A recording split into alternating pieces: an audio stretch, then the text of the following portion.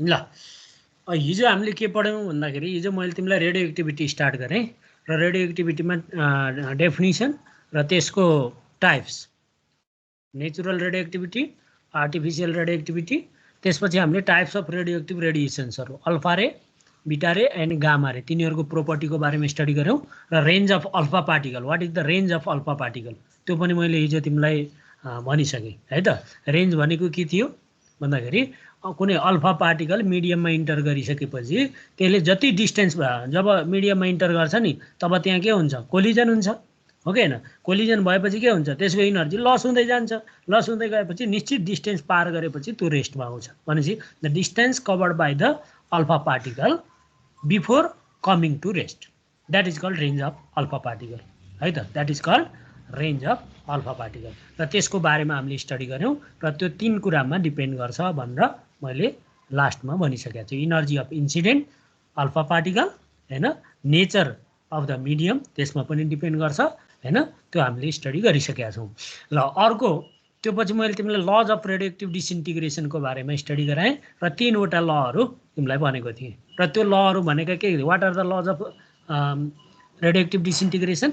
एउटा भनेको that is the random process, that is the random process and that does not depend on the external factors of the environment. That is first law. And another law, during the radioactive disintegration process 3 types of radiations are emitted. They are alpha ray, beta ray and gamma ray. But either an alpha particle or a gamma particle or beta particle is emitted at a time. Not more than one particle is emitted once at a time. That was second law. And the third law is the rate of disintegration of any radioactive substance is directly proportional to the number of atoms present at that instant. That is dN by dt minus dN by dt equal to is directly proportional to n. And from that you can determine the expression for number of atoms present in any radioactive substance, and that is given by n equal to n0 e power minus lambda t. That gives the number of atoms at any instant on the radioactive substance. अब यहाँसम्म मैले last क्लासमा पढाएको थिएँ र यसमा half लाइफको कुरा पनि आउँथ्यो। हाफ लाइफ भनेको के हो? What is half life? Half life is the time at which the number of atoms in any radioactive substance becomes just half of its initial value, just half of its initial value, that is T half and its formula you have already derived in class 12, that is T half equal to 0.693 by lambda, where lambda is decay constant or disintegration constant. यहाँसम्म मैले तिमीलाई last क्लासमा पढाएँ। अब म तिमीलाई नयाँ topic सुरु गरेँ, interaction between energetic particles and matter. What is the how the interaction between the energetic particle and matter occurs, that is our topic होइन। र यो इक्जाममा पनि सोधिराखेको छ है तिमीहरूलाई, बुझ्यौ? Discuss about the interaction between energetic particles and matter भनेर सोधिराखेको छ है त। अब फर्स्ट अब छुट्टा छुट्टै पढ्ने है त। Interaction of alpha particle, interaction of electron with matter, interaction of gamma ray with matter, 3टा छुट्टा छुट्टै गरेर म तिमीलाई पढाउँछु र इक्जाममा आयो भने 3वटै लेख्नुपर्छ है त। Now first the interaction between energetic particles and matter. First topic is interaction of heavy charged particle with matter. What are heavy charged particle? The heavy charged particle are alpha particle, proton. Proton and alpha particle are called heavy charged particle. Electron is lighter charged particle. Lighter charged particle.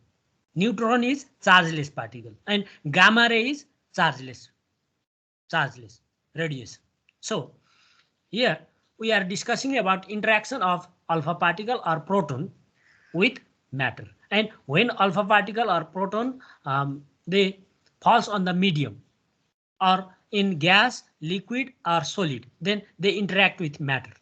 They interact with matter, and during the interaction of matter with matter, during the interaction with matter, they lose energy.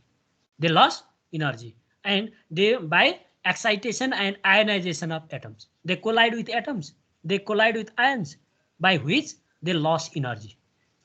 And ultimately their momentum and energy goes on decreasing.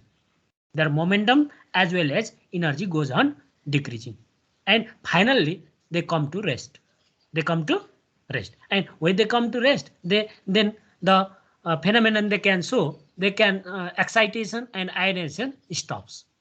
Excitation and ionization stops after that. And the distance covered by the alpha particle or heavy charged particle before coming to rest is called range of the particle.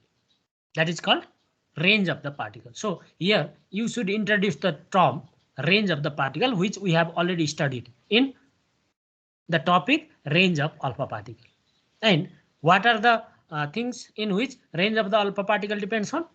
The things in which range of the particle depends on the initial energy of the particle. That depends on initial energy of the particle. सुरुमा आएको पार्टिकलको energy एकदमै high छ भने के हुन्छ?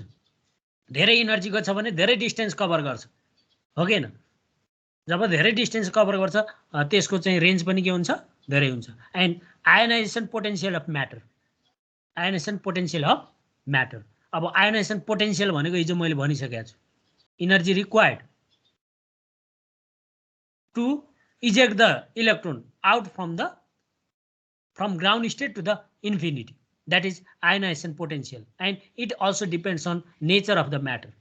It also depends on nature of the matter. And the energy lost by the particle per unit length. The energy lost by the particle per unit length is called stopping power. What is stopping power? The energy lost by the particle per unit length.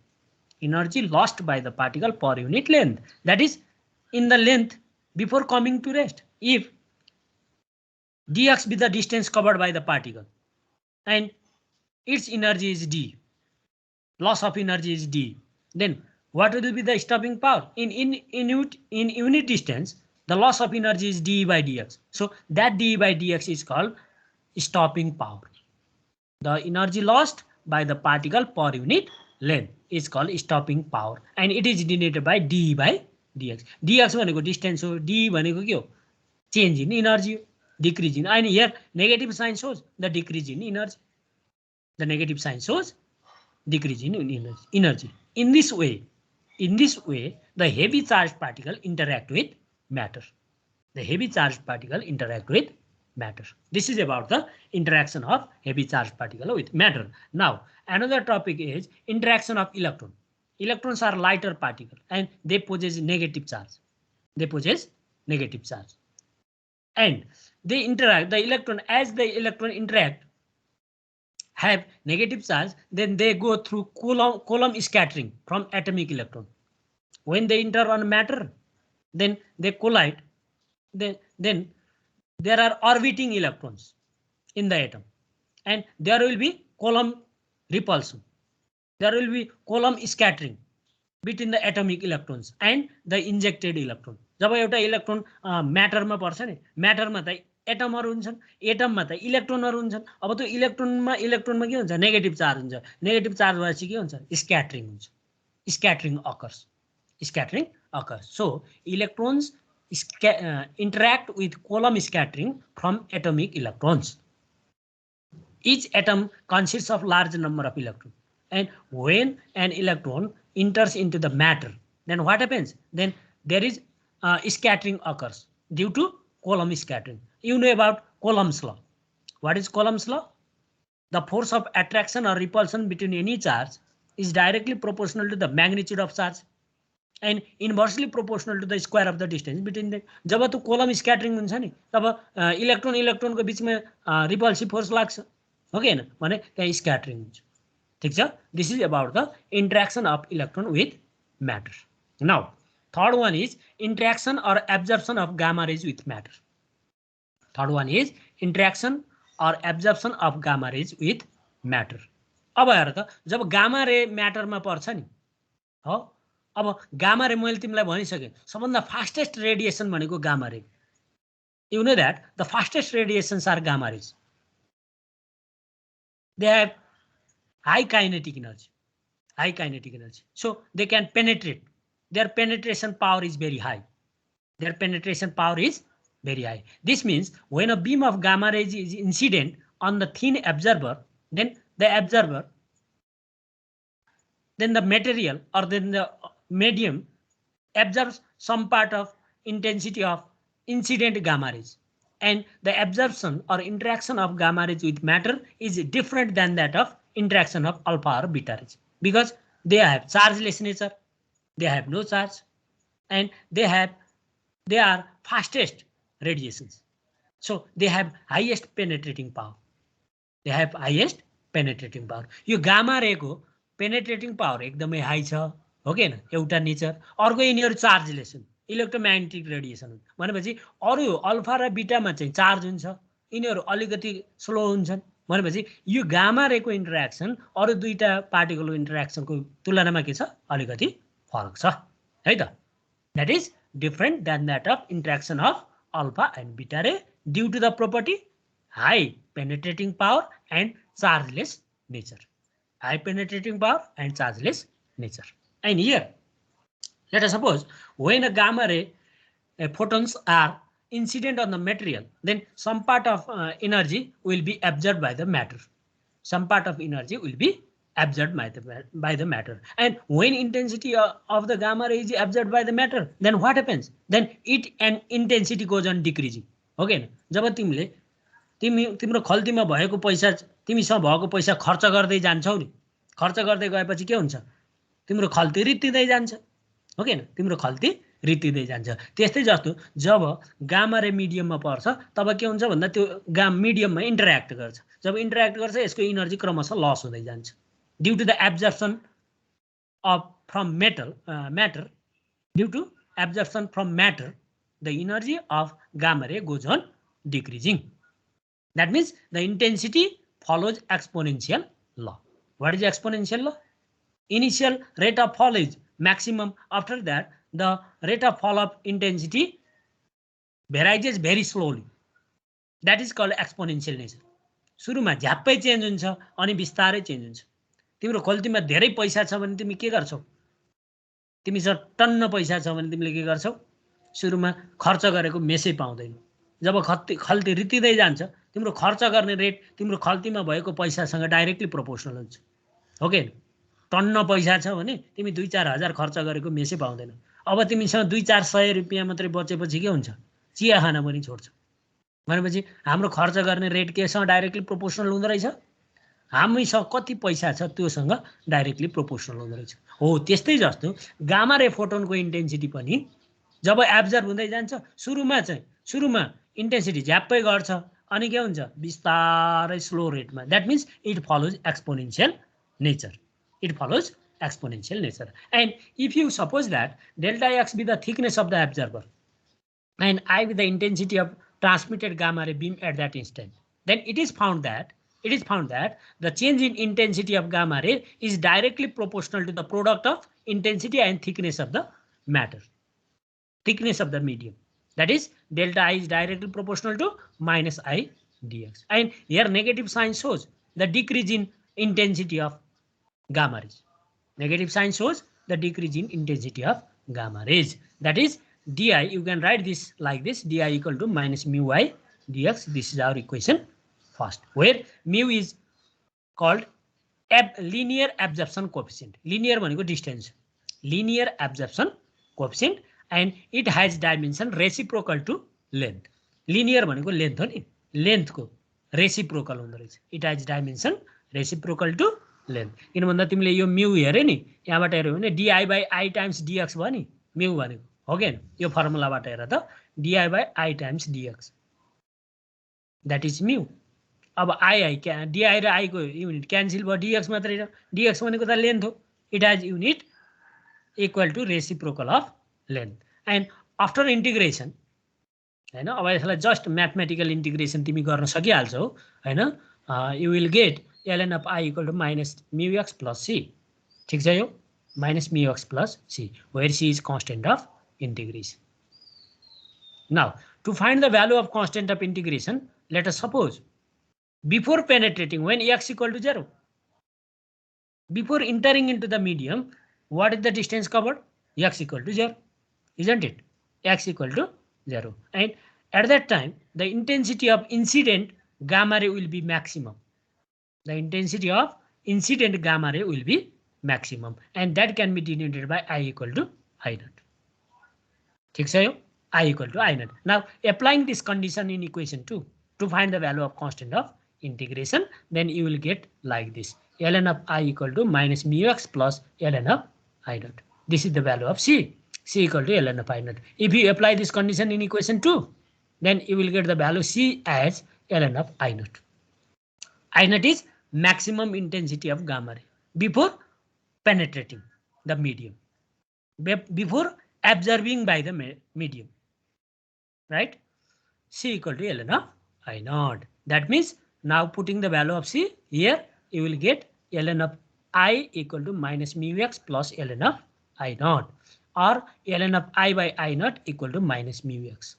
ठीक छ यो minus mu x, you will get the formula I equal to I naught e power minus mu x. And this formula shows that the intensity of gamma ray photon decreases exponentially with distance in the medium. Okay न, जति distance cover गर्दै जान्छ त्यति नै त्यसको intensity के हुन्छ, एक्सपोनेन्शियलिटी के हुन्छ, सुरुमा झ्याप्पै घट्छ इन्टेन्सिटी अनि बिस्तारै घट्दै जान्छ, स्लो रेटमा घट्छ र when x equal to infinite, okay न, यो अनुसार then I becomes equal to 0. Okay न, त्यो भयो, तिमीले एक्सपोनेन्शियल नेचरको ग्राफ खिच्न सक्छौ. ठीक छ, अब यसमा हेर, this formula can be written in terms of mass absorption coefficient. The mass absorption coefficient is denoted by mu by rho. Linear absorption coefficient लाई जब डेन्सिटी ले डिवाइड गर्यो नि त्यसलाई मास एब्जर्प्सन कोएफिसिएन्ट भनिन्छ. बुझेन? भनेपछि what is mu m? Mu m is mu by rho. Mu m is mu by rho. अब भन त, then what will be the value of mu? Mu equal to mu m times rho. Okay न, mu equal to mu m times rho. So in terms of mass absorption coefficient, you can write I equal to I naught e power minus mu x हो नि. Mu x भनेको के रहेछ, mu m times rho, where mu m is called mass absorption coefficient. And there are, at low energies, there are three processes by which gamma ray photons are absorbed by matter. Gamma ray photon लाई low energy मा gamma ray photon लाई matter ले तीन प्रकारबाट absorb गर्न सक्छ. Gamma rays photons are absorbed by matter by three ways. They are, one is photoelectric absorption, which you have studied in photoelectric effect. You know about photoelectric effect. Another is Compton effect. यो photoelectric, Einstein's photoelectric effect सँग related हो. अर्को Compton effect, यो पनि scientist को नाम हो. Okay न, र another is electron positron pair production. भनेको गामा रेबाट के प्रोड्युस हुने भयो, इलेक्ट्रोन पोजिट्रोन पेयर प्रोड्युस हुने भयो. That phenomenon is called electron positron pair production.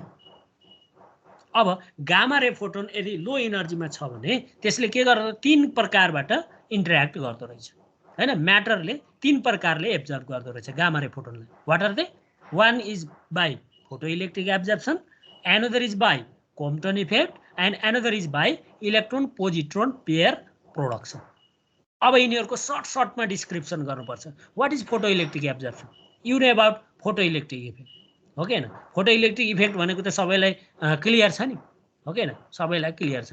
ल आकृति भन त, फोटोइलेक्ट्रिक इफेक्ट भनेको के हो? What is photoelectric effect?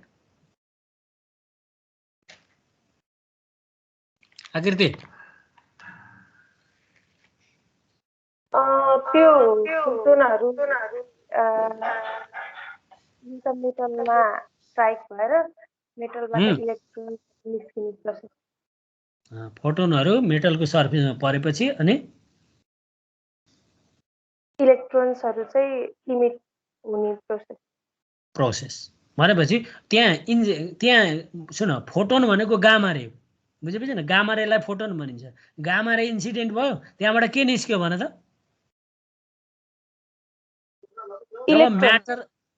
जब म्याटरमा गएर गामा रे पर्यो, गामा रे परेपछि त्यहाँबाट इलेक्ट्रोन निस्क्यो. ओके न, इलेक्ट्रोन निस्क्यो हो. त्यो फेनोमेननलाई भन्छ फोटो इलेक्ट्रिक एब्जर्प्सन. के भनिन्छ? फोटो इलेक्ट्रिक एब्जर्प्सन है त. ठीक छ यो, बुझ्छौ नि? ल, गाह्रो छैन. ल अब म सरसर्ती भन्छु तीनटै एब्जर्प्सनको बारेमा.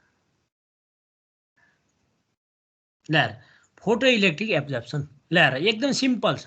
इन फोटो इलेक्ट्रिक एब्जर्प्सन हेर स्क्रिनमा सबैले केही गाह्रो छैन गामा रेज भनेका फोटोनहरु बुझ्यौ gamma rays photon striking the atom is absorbed by the atom ठीक छ gamma rays photon striking the atom is absorbed by the atom and that energy is taken by the atom is sufficient to liberate the electron from the orbit surrounding the nucleus of the atom. In this case, gamma ray energy is converted to electronic energy which is used for taking out an electron from the atom. So it is called photoelectric absorption of gamma rays and which is given by Einstein's photoelectric equation.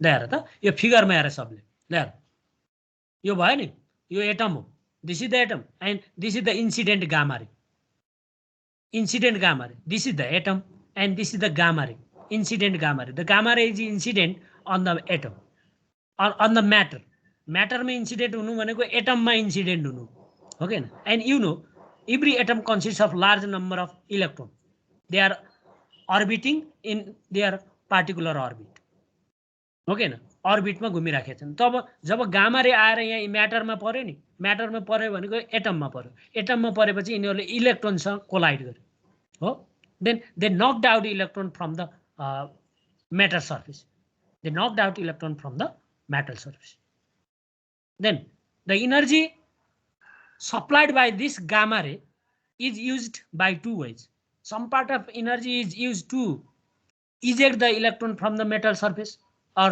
matter surface that is called work function you know about work function and the rest energy is converted in the form of kinetic energy of emitted photoelectron अब यहाँबाट electron निस्कन्छ नि यहाँबाट electron निस्कन्यो यहाँबाट यो इलेक्ट्रोनलाई यहाँबाट just निकाल्न केही एनर्जी खर्च हुन्छ र बाँकी बचेको एनर्जी के हुन्छ यो काइनेटिक एनर्जी इलेक्ट्रोनको काइनेटिक एनर्जीमा कन्भर्ट हुन्छ it follows principal of conservation of energy so the energy of ejected electron is given by 1/2 mvk square equal to h2 minus wl where wk भनेको के हो work function in k cell भनेको बुझेन 1/2 mvk square भनेको के kinetic energy of ejected photoelectron and that ejected electron is ejected from k cell the electron is ejected from k cell so 1/2 mvk square equal to h nu minus omega wl ठीक छ h nu equal to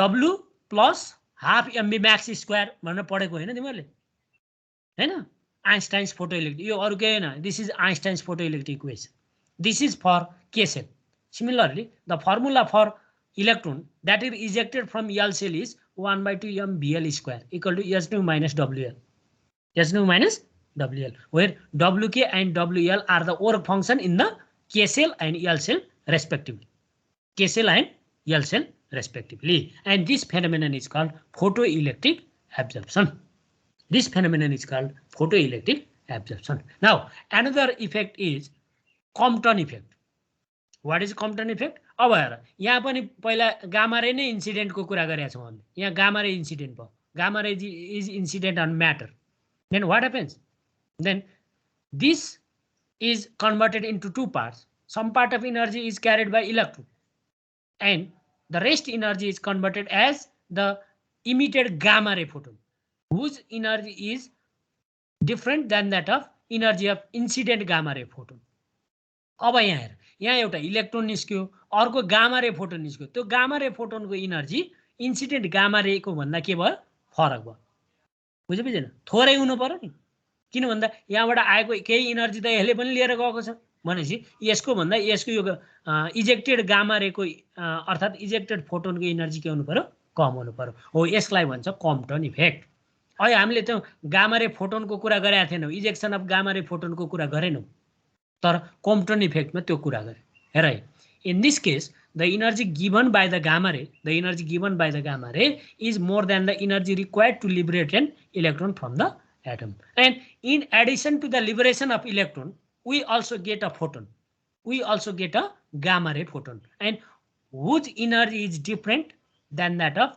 energy of incident gamma ray photon and that is denoted by h nu naught h nu dash ठीक छ h nu भनेको incident gamma ray को energy हो h nu dash भनेको के हो त भन्दाखेरि यहाँबाट इजेक्टेड गामा रेको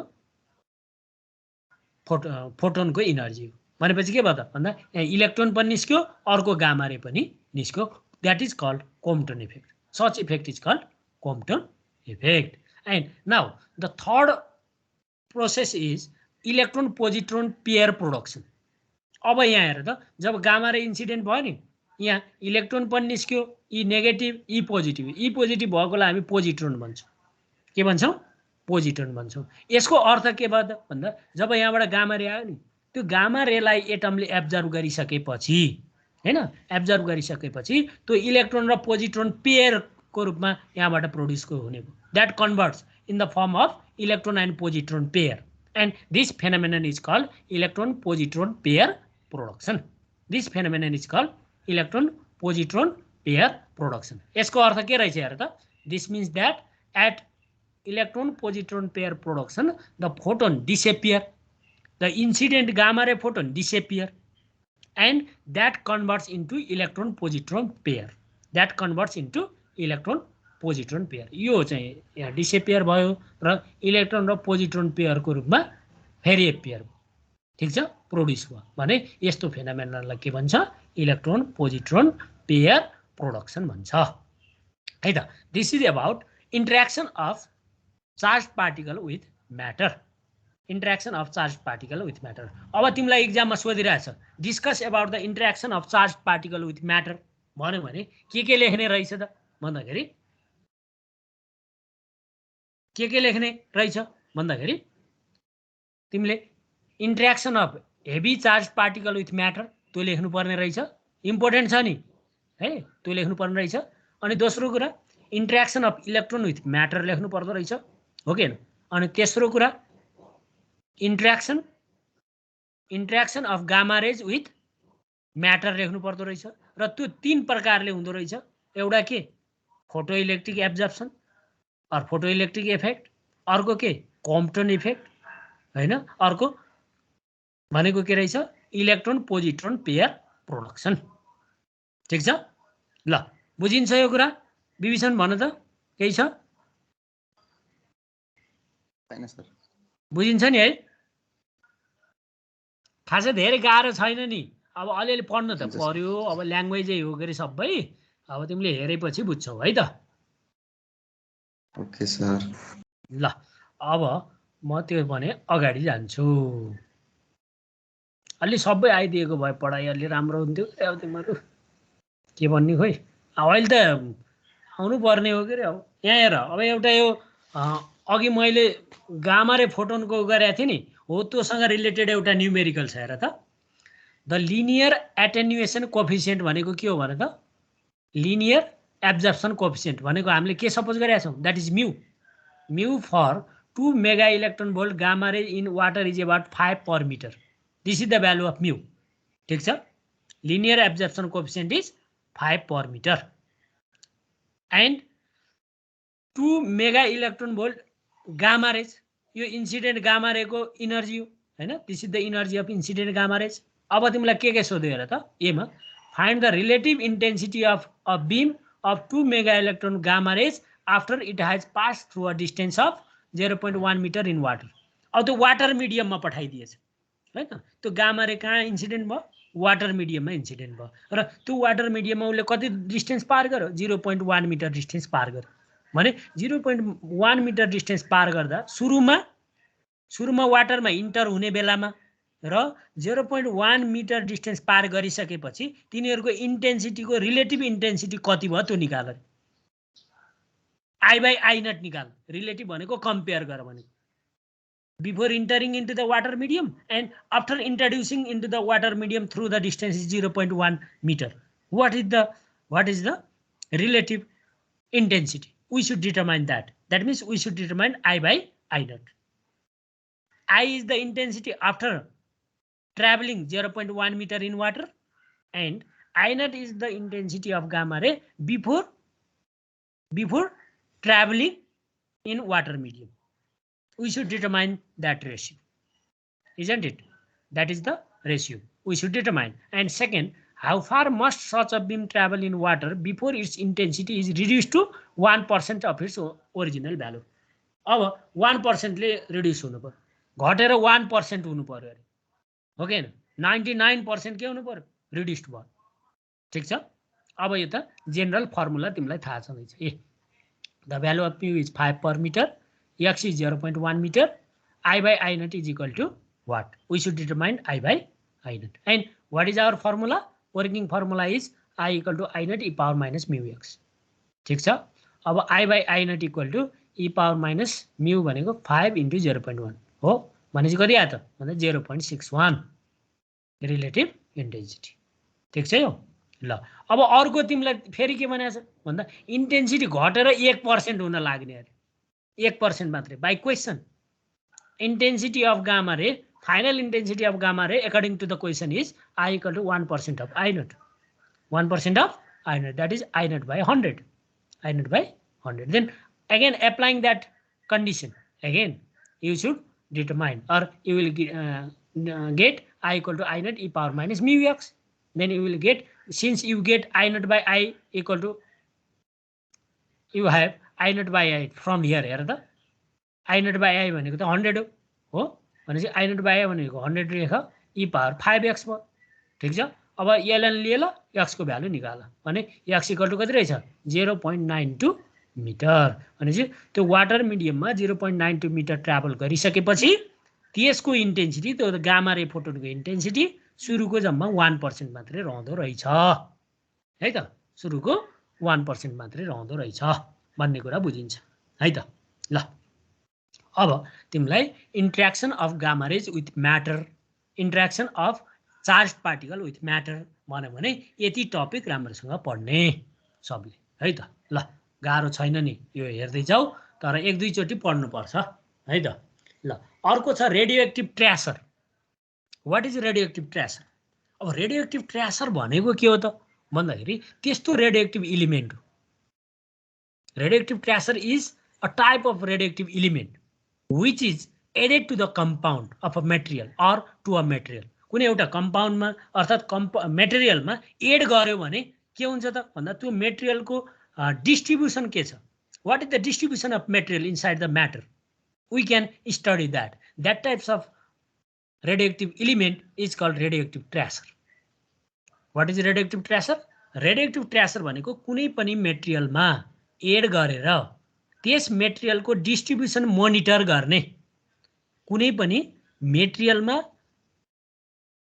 एड गरेर त्यो मेटेरियलको डिस्ट्रिब्युसन स्टडी गर्ने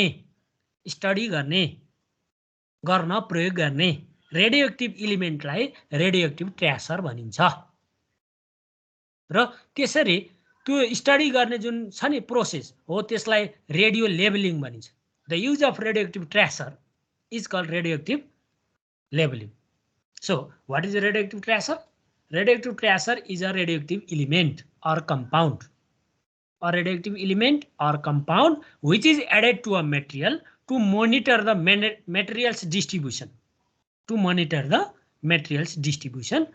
as it progresses through the system is called radioactive tracer. And the use of radioactive tracer is called radio labeling. What is radio labeling? The use of radioactive tracer in compound is called, or in any material is called radio labeling. Radio labeling. And usually the elements chosen for the radioactive tracers have short half-life.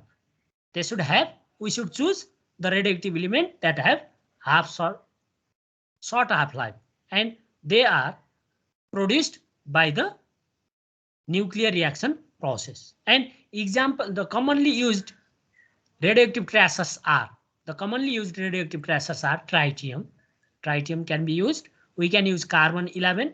We can use oxygen 15 as a radioactive tracer. We can use carbon 14 also. We can use phosphorus 32. We can use fluorine. We can use iodine, and we can use gallium 67. These are some examples of radioactive tracer that are used to monitor the materials, to manage of their distribution. हैन, कुनै पनि मेटेरियलको distribution study गर्नको लागि हामीले प्रयोग गर्ने radioactive इलिमेन्टलाई radioactive tracer भनिँदो रहेछ र त्यसरी रेडियोएक्टिभ ट्रेसरको युज गरियो नि हो त्यसलाई त्यो युज गर्ने जुन तरिका हो त्यसलाई के भनिँदो रहेछ रेडियो लेबलिङ भनिँदो रहेछ हैन र यसरी हामीले प्रयोग गर्ने जुन रेडियोएक्टिभ ट्रेसर छन् नि त्यस्ता एलिमेन्टहरू चुज गरिन्छ जसको हाफ लाइफ के होस् सर्ट होस् हैन law and they can be produced through nuclear reaction and the commonly used radioactive tracers are tritium, carbon 11, oxygen 15, phosphorus 32, carbon 14, fluorine 18, iodine 123 and gallium 67. Now radioisotopes and their application as tracer. You know what do you mean by radioisotopes and what are their applications? What are radioisotopes? The meaning of radio means that shows the property of radioactivity. That shows the phenomenon of radioactivity. Okay na? Radioactivity को phenomenon देखाउने अनि isotope भनेको त तिमीलाई थाहा छ त्यसको अर्थ radio आइसोटोपको definition के रहेछ त भन्दाखेरि those isotope that exhibit radioactivity. Those isotopes that exhibit radioactivity phenomena are called radioisotopes. कुरो बुझ्यो बुझेन त्यस्ता आइसोटोपहरू जसमा हामीले रेडियोएक्टिभिटीको फेनोमेना देख्न सक्छौं अर्थात् जुन आइसोटोपले रेडियोएक्टिभ फेनोमेनाहरू देखाउँछन् तिनीहरूलाई रेडियो आइसोटोप्स भनिन्छ ठीक छ radio isotopes are those material हैन that exhibit radio activity and examples are 6C11 6C11 6C13 are the radioisotopes of 6C12 carbon atom. Okay, 6C12 carbon atom का आइसोटोपहरु के रहेछन् 6C11 6C13 they are the radioisotopes of 6C12 and similarly 11 sodium 22 11 sodium 22 and 11 sodium 24 are the radioisotopes of 11 sodium 23. They are the radioisotopes because they show the radioactivity phenomena. They show the radioactivity phenomena. And radioisotopes as tracer can have wide application in different fields. They have wide application in different fields, like in agriculture. अब radioisotope हामी agriculture मा प्रयोग गर्न सक्छौं, medicine मा प्रयोग गर्न सक्छौं, industry मा प्रयोग गर्न सक्छौं, research मा प्रयोग गर्न सक्छौं. कुरा बुझ्यो बुझेन? They can be used in agriculture, medicine, industry as well as in research. Radioisotopes can be used in agriculture, medicine, industry and research. Okay न? अब यहाँ गर्ने के हो त भन्दाखेरि यहाँ हेर त यिनी जब यिनीहरुलाई एड गरिन्छ तब तिनीहरुको फेनोमेना हेर्ने हो हेर त यहाँ मैले एक दुईटा एक्जाम्पल देखाएको छु radioisotope as tracers have found wide application in agriculture. They can be used in agriculture, in medicine, in industry and in research also. However, to study the dynamic of a particular system, a radioisotope is added. कुनै एउटा particular system छ त्यसको dynamic property चाहिँ study गर्नु पर्यो भने radioisotope add गरिन्छ and the course of radioisotope is studied to understand the whole system. अब त्यो रेडियोआइसोटोपको कोर्स हेर्दै हेर्दै तिमीले गयो भने के हुन्छ त भन्दा होल सिस्टमको बारेमा तिमी अन्डरस्ट्यान्ड हुन सक्ने भयो. For instance 8O15 mixed with normal air. यदि नर्मल एयरसँग तिमीले यो 8O15 भन्ने अक्सिजनको आइसोटोप एड गर्यो भने के हुँदो रहेछ breathed by a patient enables radio detection of the path of inhaled oxygen in the lungs. ल हेर त के रहेछ कस्तो इम्पोर्टेन्ट कुरा रहेछ.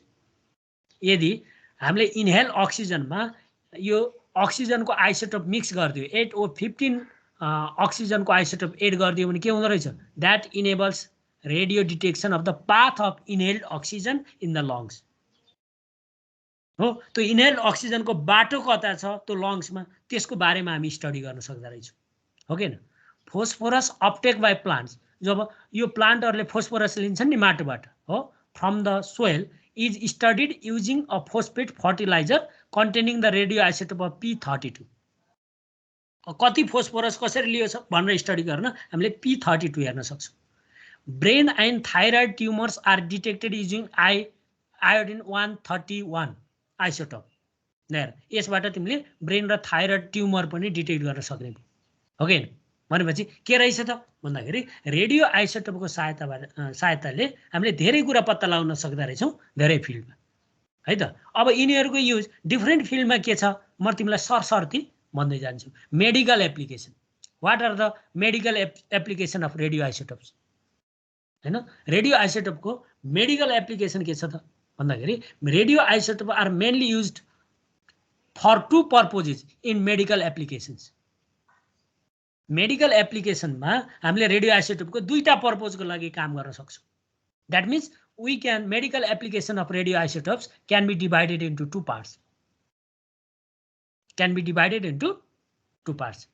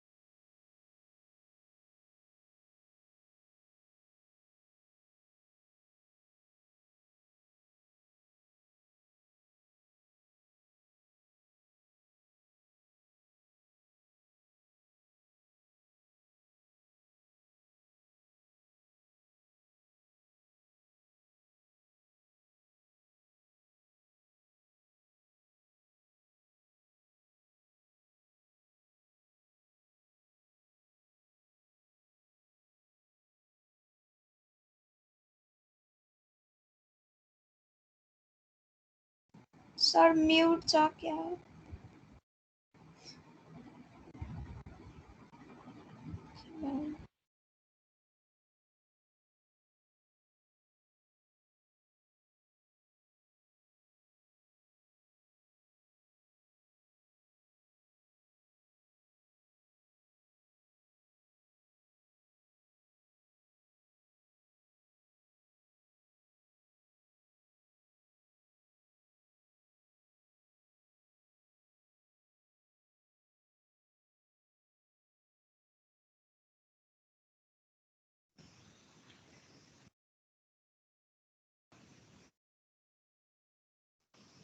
Hello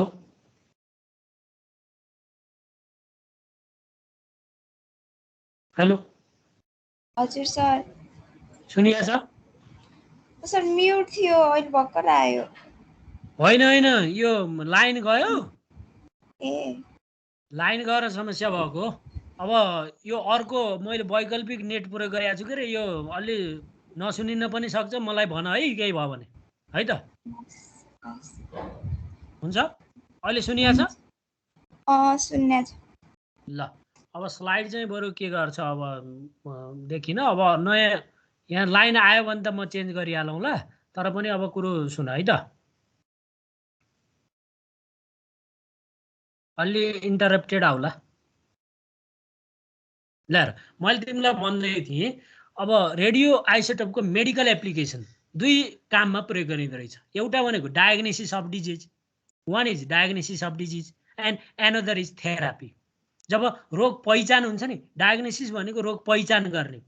we can use radio isotope for the diagnosis of disease and we can also use radio isotope for therapy of that disease.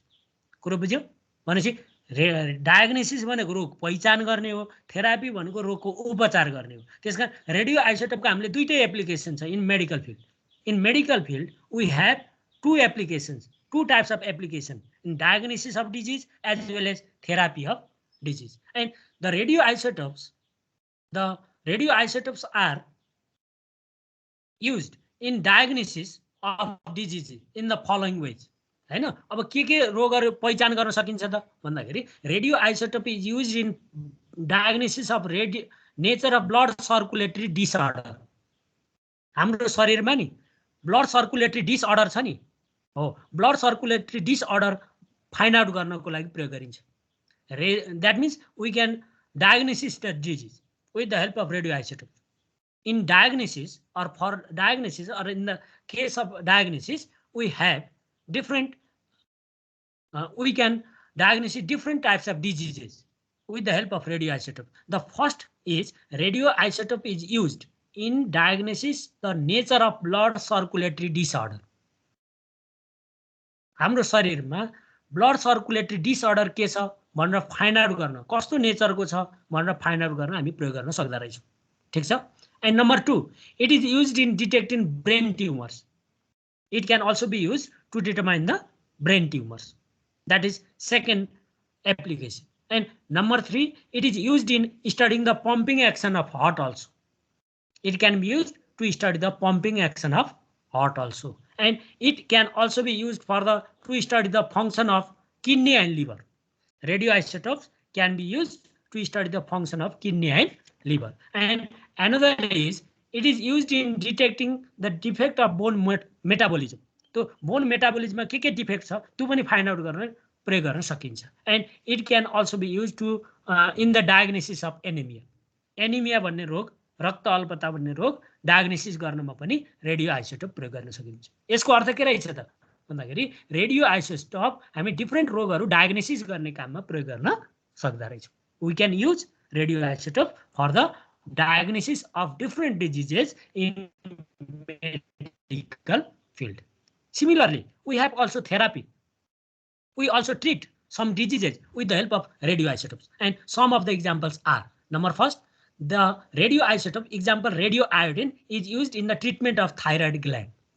Thyroid gland को treatment गर्नको लागि हामी रेडियोआइसोटोप प्रयोग गर्न सक्छौं र त्यो प्रयोग गर्ने रेडियोआइसोटोप भनेको रेडियोआयोडिन। त्यसकारण थाइरोइड ग्ल्यान्डहरु हटाउनको लागि आयोडिन भएको नुन हामी खान्छौं नि, हो के? भनेपछि radioiodine is used for the treatment of thyroid gland. That is the therapy. अहिले मैले तिमीलाई डायग्नोसिसको बारेमा भने, अहिले त थेरापीको बारेमा भन्दैछु। थेरापी भनेको उपचार हो हैन। रेडियोआयोडिन can be used for the treatment of thyroid gland. And number 2, cobalt 60 and gold 198 are used for treating cancer. Cancer को उत्पादन उपचार गर्नको लागि हामीले प्रयोग गर्ने आइसोटोप रेडियो आइसोटोप भनेको कोबाल्ट 60, गोल्ड 198 तिनीहरु हैन। By using them we can treat cancer. And number 3, phosphorus 32 is used for the treatment of skin diseases. For the treatment of skin diseases, we can use radioisotope phosphorus 32. In this way, we can use radioisotope for the diagnosis as well as therapy of diseases in different cases or for different diseases in medical fields. So, radioisotopes have medical applications. कुरो बुझ्यो हैन? अब तिमीले radio isotope को medical field में दुई प्रकार को काम हुने भयो। एउटा डायग्नोसिस को बारे में लेख्नु पर्यो, अर्को थेरापी को बारे में लेख्नु पर्यो है त। Diagnosis of disease and therapy of disease यो दुईटै गर्नु पर्यो। ल, डायग्नोसिस अफ डिजीज र थेरापी अफ डिजीज है त, यो दुईटैको बारेमा लेख्नु पर्यो। ल,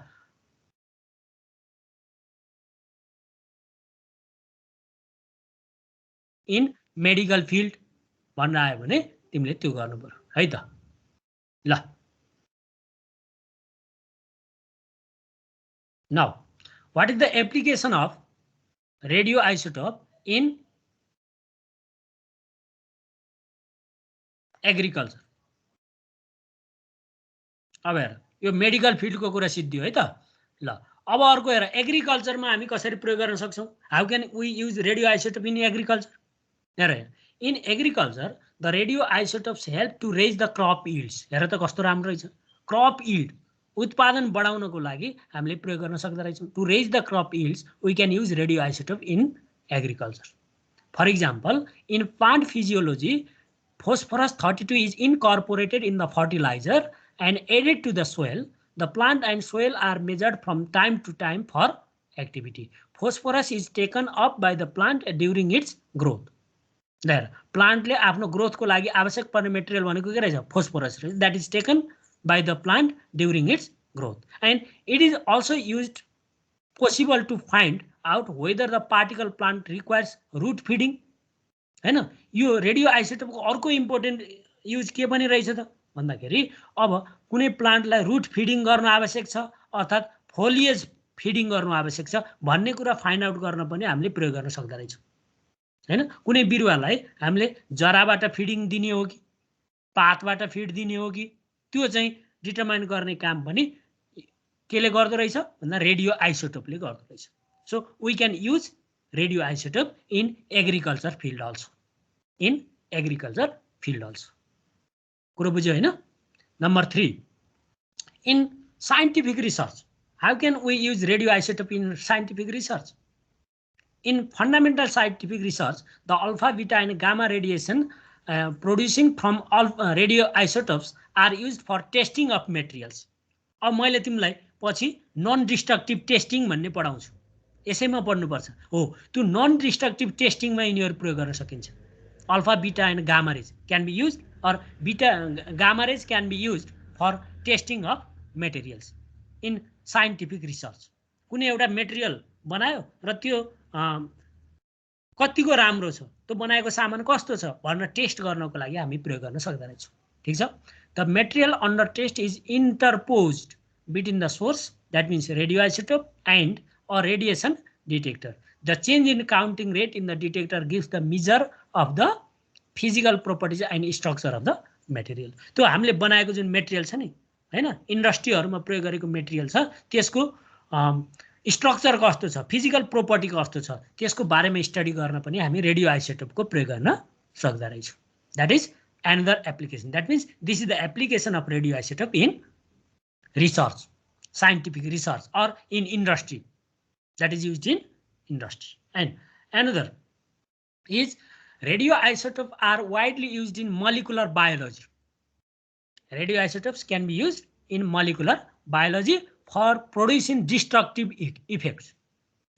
Destructive effect produce गर्नको लागि, डिस्ट्रक्सन कुनै चीजहरुलाई डिस्ट्रक्ट गर्नु पर्यो हैन, अर्गानिजमहरुलाई डिस्ट्रक्ट गर्नु पर्यो, ब्याक्टेरियाहरुलाई, इन्सेक्टहरुलाई किल गर्नु पर्यो भने हो त्यो बेलामा हामीले रेडियो आइसोटोपको प्रयोग गर्न सक्दा रहेछौँ। कुरा बुझ्यौ? In that is called molecular biology. That field is called molecular biology. To destruct the bacteria or microorganism, we can use radioisotope, and that field of science is called molecular biology. That field of science is called molecular biology. So radioisotopes are widely used in molecular biology for producing destructive effects. Destructive effect भनेको के हो? इन्सेक्टहरुलाई, ब्याक्टेरियाहरुलाई, harmful डिजिजहरुलाई हैन, त्यसलाई चाहिँ destruct गर्ने हैन।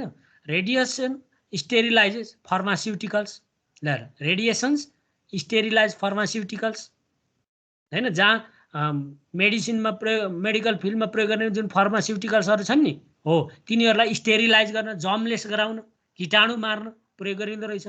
Surgical इन्स्ट्रुमेन्टहरुलाई जर्मलेस गराउन प्रयोग गरिँदो रहेछ हैन। Large doses of radiation can kill bacteria and insect. In this way, we can use radioisotopes in molecular biology also. And another is certain perishable cereals exposed to radiations remain fresh. अब कुनै सिरियलहरु अलि छिटो बिग्रने खालका हुन्छन् नि हो, जस्तै प्याज छिटो बिग्रन्छ हैन, चनाहरु छिटो बिग्रन्छन्। अब यिनीहरुको ड्युरेबिलिटी बढाउनको लागि स्टोरेज गरेर लामो समयसम्म राख्नु पर्यो नि। एकचोटी उत्पादन गरेको चीज तत्कालै बिग्र्यो भने त सिद्धियो नि त, हो कि हैन? प्याज एउटा सिजनमा उत्पादन हुन्छ, हामीले वर्षभरि प्रयोग गर्छौं नि। तिनीहरुको ड्युरेबिलिटी बढाउनु पर्यो, हो कि हैन? भने तिनीहरुको ड्युरेबिलिटी बढाउनु पर्यो भने हामी के गर्न सक्छौं त भन्दा रेडियो आइसोटोपहरुको प्रयोग गर्न सक्छौं। We can use radioisotope to increase the durability of perishable cereals. exposed to radiations remain fresh. हेर न यहाँ कस्तो राम्रो कुरा लेखेको छ. Certain perishable cereals exposed to radiations remain fresh beyond their normal life span. तिमीले प्याजलाई यतिकै बाहिर राखिदियो भने के हुन्छ 15-20 दिनमै त्यो उम्रेर डिस्ट्रक्ट हुन्छ, बिग्रन्छ. अब त्यसको ड्युरेबिलिटी बढाउनु पर्यो भने अब त्यसमा के गर्ने त भन्दा केही रेडिएसनहरू एक्सपोज गरिदिने. एक्सपोज गरिदियो भने त्यसले त्यसको ड्युरेबिलिटी बढाइदिन्छ. चना छिटो उम्रन्छ नि, हो किन? छिटो कुहुन्छ. त्यो कुहुने चनालाई तिमीले लामो समयसम्म राख्न सक्छौ, हैन? त्यो very small doses of radiation prevent sprouting and spoilage of onions, potatoes and gram. यिनीहरूको स्पोइलेज हुनबाट पनि बचाउँछ. स्प्राउटिङ भनेको उम्रने कुराहरू पनि यो पनि चाहिँ बचाउँदो रहेछ हो. Storage time can be enhanced by prior irradiation of food item. कुरो बुझ्यौ? भनेपछि रेडियो आइसोटोपले के गर्दो रहेछ भन्दाखेरि सर्टेन सिरियलहरूलाई लामो समयसम्म हामी भण्डारण गरेर सुरक्षित साफ फ्रेस तरिकाले राख्न पनि सक्दो रहेछौँ.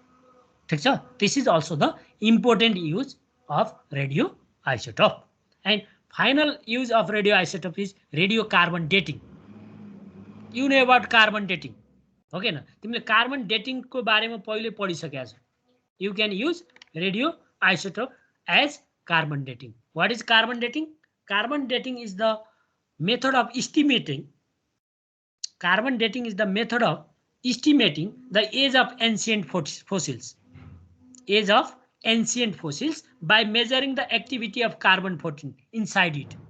By measuring the amount of carbon-14 inside it is called carbon dating. It's called carbon dating. अब रेडियो आइसोटोप भनेको कार्बन डेटिङ गर्ने भनेको के हो भन्दा एज निर्धारण गर्ने. कति वर्ष पुरानो हो कुनै पनि मेटेरियल, कति वर्ष पुरानो हो, हैन? त्यसको उमेर निर्धारण गर्ने, लाइफ कति भयो भनेर उमेर निर्धारण गर्ने प्रक्रियालाई हामी कार्बन डेटिङ भन्छौँ. त्यसमा हामी कार्बन आइसोटोपको सहायता लिन्छौँ. ठिक छ? भनेपछि carbon dating is also, radio carbon dating is also the important use of radio isotopes. What is carbon dating? Carbon dating is the method of estimating age of ancient fossil. Method of estimating age of ancient fossil by measuring the activity of carbon-14 inside it is called carbon dating. This method of dating not only used for the determination of animal fossils but also those of wood, paper, clothes and other organic materials. अब as मात्रै यसले धेरै प्रकारको वस्तुहरूको as निर्धारण गर्न पनि प्रयोग गर्न सकिँदो रहेछ. And that type of use of radioisotope is called carbon. अब डेटिङ भनेको एज निर्धारण गर्ने, यति कुरा याद गर है त. ल के भन्दै थियो भने त सर आजलाई यति गरौँ भन्नु. ए ल अब यति गर्ने. म यहाँ सानो एउटा न्युमेरिकल छ त्यति देखाउँछु, 2-4 मिनेटमा सक्छु है त. हुन्छ? ल अब हेर क्वेसन हेरेर यो इक्जाममा सोध्न सक्छ है. यो न्युमेरिकल मैले हरेक एउटाको एउटा न्युमेरिकल यहाँ लेखेको छु. यो न्युमेरिकल चाहिँ प्र्याक्टिस गर नि, इक्जाममा आउन सक्छन्. A carbon specimen found in a cave. हेर यहाँ, a carbon specimen found in a cave contain 1/8 as much C14 as an equal amount of carbon in living matter. Living म्याटरको 1/8 मात्रै त्यहाँ प्राप्त भयो अरे. ठिक छ? Calculate the approximate age of the specimen. त्यसरी पत्ता लगाएको स्पेसिमेनको एप्रोक्सिमेट एज कति थियो भनेको तिमीले कार्बन डेटिङ गर्नु पर्यो है त. ल take the half life period of carbon fourteen is 5568 years. There अब यहाँ तिमीलाई दियो टी हाफको भ्यालु 5568 इयर्स. ठिक छ? Now by knowing the value of half life you can determine decay constant lambda. ठिक छ? अब यो डिके कन्स्टेन्टको भ्यालु पत्ता लगा. What is decay constant? Decay constant is 0.693 by T half, हैन? भनेको यति आयो. This is the value of lambda. ठिक छ? And if n0 be the original number of carbon C14 then by question n equal to 1/8 of n0. त्यो भनेकै छ होइन? त्यो स्पेसिमेनमा सुरुमा भएको नम्बर अफ एटमको 1/8 मात्रै फेला पर्यो भनेको छ. भनेपछि n equal to n0/8. Then what is the age of the specimen? we should determine the age of the specimen. That means t equal to what? T equal to what? Then you should use the formula n equal to n0 e power minus lambda t. अब यसलाई use गर n भनेको n0/8 n0 e power minus lambda t n0 1/8 equal to e power minus lambda t. ठीक छ? अब तिमीले दुवैतिर ln लिइदियो त ln of 1 minus ln of 8 equal to minus lambda t. That means you will get 16,709.62 years. भनेपछि त्यो specimen त्यो केबमा देखिएको स्पेसिमेनको उमेर कति रहेछ, कति वर्ष पुरानो रहेछ भन्दाखेरि लगभग 17,000 वर्ष पुरानो रहेछ भन्ने कुरा estimate. In this way you can estimate the age of ancient fossils with the help of carbon 14 and that phenomenon or that method is called carbon dating. In this way we can use radioisotope in different fields. है त ल अब radiotracer and radioisotope and their uses in different fields भनेर आयो भने यी कुराहरूको बारेमा तिमीले एक्सप्लेन गर्नु पर्यो. मेडिकल फिल्डको बारेमा, एग्रिकल्चरको बारेमा, रिसर्चमा कसरी प्रयोग गरिन्छ त्यसको बारेमा, अनि storage of food, micro medical बायोलोजीको बारेमा, हैन, मोलिकुलर बायोलोजीको बारेमा, कार्बन डेटिङको बारेमा, यो सबैको बारेमा तिमीले सरर लेख्नु पर्यो है त. ल अब अनम्युट गर त. हजुर सर. ल अब हेर त, अब तिमीले मेजर दुईटा कुरा पढ्न बाँकी रह्यो. एउटा रेडिएसन डिटेक्टर. रेडिएसन डिटेक्टर भनेको तिमीले रेडिएसन डिटेक्ट गर्ने इन्स्ट्रुमेन्टको बारेमा पढ्छौ. त्यसमा कुरा बुझ्यौ? रेडिएसन डिटेक्ट गर्ने इन्स्ट्रुमेन्टको बारेमा पढ्छौ र तिमीले 3-4 वटा रेडिएसन डिटेक्टरहरू, प्रोपोर्सनल काउन्टर, आयोनाइजेसन च्याम्बर, अनि जिएम काउन्टर र अर्को सिन्टिलेसन काउन्टर, ती 4 वटा पढ्छौ. अनि नन डिस्ट्रक्टिभ टेस्टिङ भनेर 6-7 वटा प्रोसेस छ, 6-7 वटा मेथड छ. त्यो नन डिस्ट्रक्टिभ टेस्टिङ त्यसको बारेमा पढ्छौ अनि तिम्रो चाहिँ कोर्स सकिन्छ. अब सुन त, भोलि कतिखेर पढ्ने भन त. ल विभिजन छैनन् यहाँ अहिले? भोलि पनि यही टाइम? हजुर. अनि सुन विभिजन, त्यसो भने अरू साथीहरूलाई पनि अझै इन्फर्म गर र भोलि म तिमीलाई रेडिएसन डिटेक्टरहरू 4 वटा छन् त्यो म सरर सक्ने तरिकाले पढाउँछु.